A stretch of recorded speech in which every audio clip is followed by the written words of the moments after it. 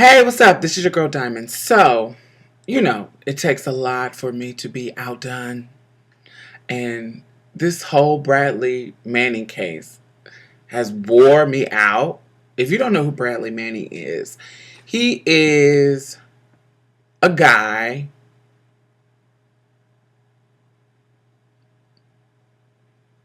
I'll deal with that later. That was convicted and sentenced to 35 years in prison for releasing information that exposes the government about the war crimes that they have committed, things that they have done wrong, shady stuff that they have not done, told the public. He basically exposed us, regular people, to what the government has been doing in the war that they're not supposed to be doing. They charged him based off that he did something wrong against the government by telling us the truth about what was going on over there. He leaked it to WikiLeaks and it all got out, and he got 35 years. Now, what makes this case amazing is, to me, is the changing in times.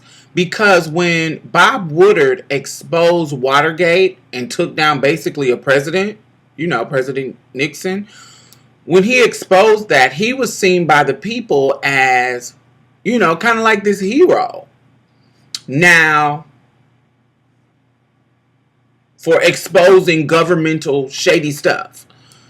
Now, Bradley Manning, for some reason, the public has not rallied around him, even though what he exposed did not harm anybody. It didn't harm anybody. It basically exposed the government for the shady stuff that they were doing.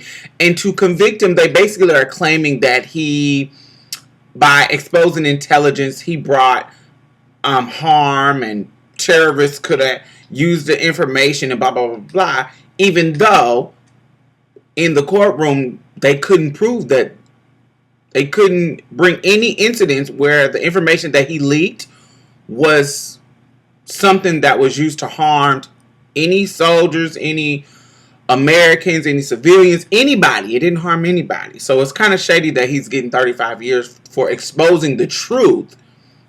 Blah, blah, blah, blah. But recently, why this? Now, it's relevant to me because if the story ended there, it still would be relevant to me because I'm an American citizen. And I want to know that my government isn't shady. They have too much power over there for them to, run amok. And we are putting money into it and all that kind of stuff. I think it's inappropriate. And that's why the story was relevant to me initially.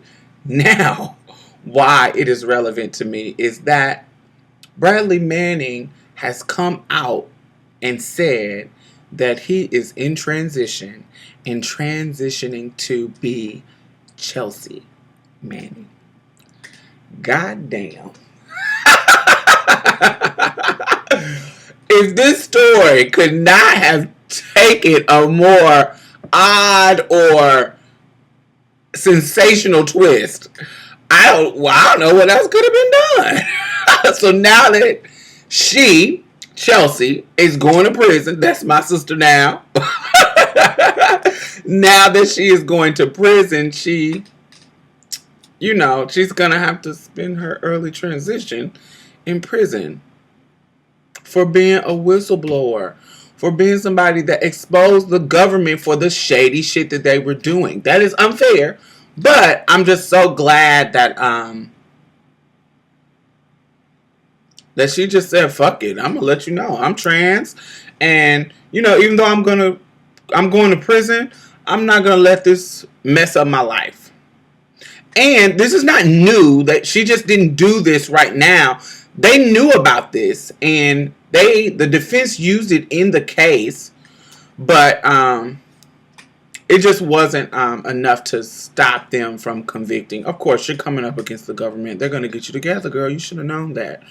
But I just thought this was an amazing story, and I hate the fact that this is a different day and time because this is somebody who we should be supporting.